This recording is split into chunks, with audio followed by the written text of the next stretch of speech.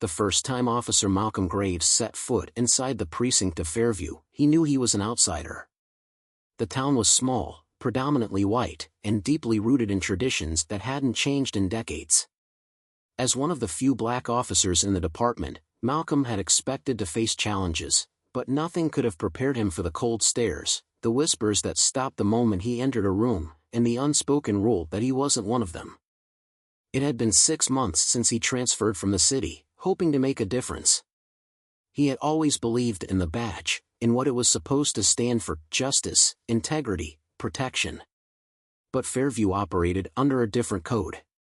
Here, the uniform didn't symbolize service, it symbolized power. And that power belonged to men like Captain Doyle. Doyle was a veteran in the force, a man whose name carried weight in every bar, every backroom, every whispered deal in Fairview. His reputation was built on fear of what happened to those who crossed him.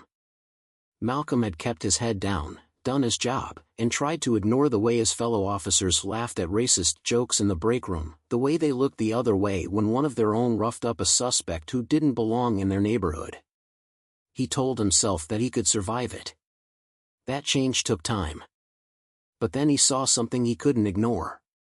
It was supposed to be a routine drug bust, a tip about a dealer operating out of a rundown house on the east side of town. Malcolm was partnered with Officer Kincaid, a man who had made no secret of his disdain for him. "Stay close and keep your mouth shut," Kincaid had muttered as they approached the house. But inside, there was no dealer. No drugs. Just a terrified black teenager, barely 17, with his hands raised in surrender. "We got bad intel," Malcolm had said, turning to leave. But Kincaid didn't.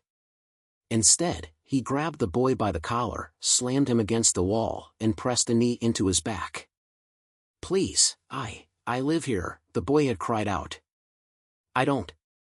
Kincaid pulled his gun and pressed it against the kid's temple. Malcolm's body moved before his brain did. "That's enough," he shouted, stepping between them. "He's unarmed." Kincaid's icy blue eyes met Malcolm's. A slow smirk formed on his lips. "You're in the wrong town if you think that matters." That night, Malcolm couldn't sleep. The boy had been taken in on a bogus charge, possession, even though there was no evidence. And Malcolm knew that if he had backed Kincaid up, if he had stayed silent, no one would have questioned it. He had spent his entire career believing in the system.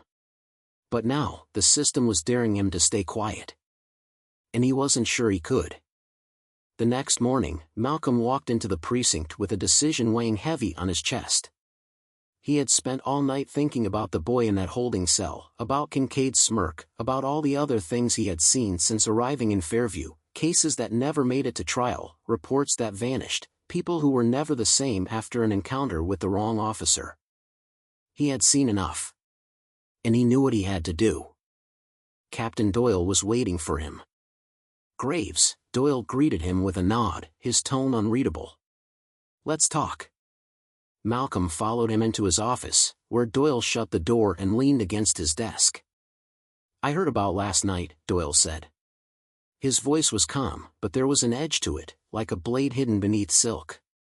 "Kincaid said you had concerns." Malcolm clenched his jaw. "I do." Doyle nodded slowly, as if considering something. "You've been here long enough to know how things work. We protect our own. We don't air our dirty laundry." "This isn't dirty laundry," Malcolm said. "That kid didn't do anything." Doyle's smile was slow and condescending. "You think this is new? You think you're the first rookie with a conscience? Let me give you some advice, son. You let this go. You turn in that report nice and clean, and you keep your head down." Malcolm stared at him. "And if I don't?"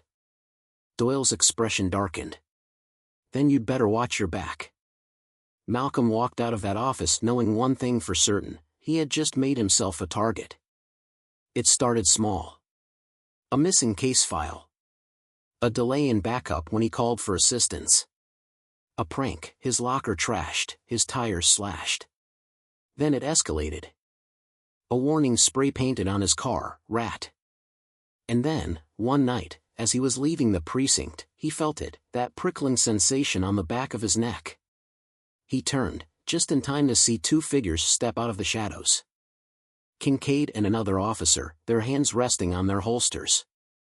"Long night, Graves?" Kincaid asked casually. Malcolm's pulse pounded in his ears. "You need a reminder of where you are?" Kincaid stepped closer. "Because this ain't your city. This ain't your fight." Malcolm knew what was happening. They were warning him. Making it clear that if he pushed forward, if he tried to expose them, there would be consequences. And for the first time, he wondered if he was ready to face them. Malcolm had never been a coward. He had faced danger before. But this was different. This wasn't a criminal on the streets, this was his own department. His own so-called brothers in blue. He had a choice. He could walk away. Forget what he had seen. Keep his job, his life, his safety. Or he could fight. He made his choice that night. The next morning, Malcolm walked into the Internal Affairs office in the city. He laid out everything, reports, names, dates. The corruption ran deep, deeper than he had imagined. It was war from the moment the investigation started. Doyle and his men did everything to discredit him. False accusations, rumors, threats. The walls closed in around him. Then came the final warning. A brick through his window. A note. Last chance. Malcolm knew what it meant. If he didn't stop, they wouldn't just ruin his career. They would ruin him. But he had already crossed the line. There was no turning back. Days later, the arrests began. Doyle. Kincaid. Half the precinct. The city erupted in shock as the news broke. The department had been rotten for decades, and now, it was finally being torn apart. Malcolm lost his job. The department labeled him a traitor. His career in law enforcement was over. But when he walked out of that building for the last time, the air felt different. Lighter. Because he had done what was right. And sometimes, that was the only badge a man needed.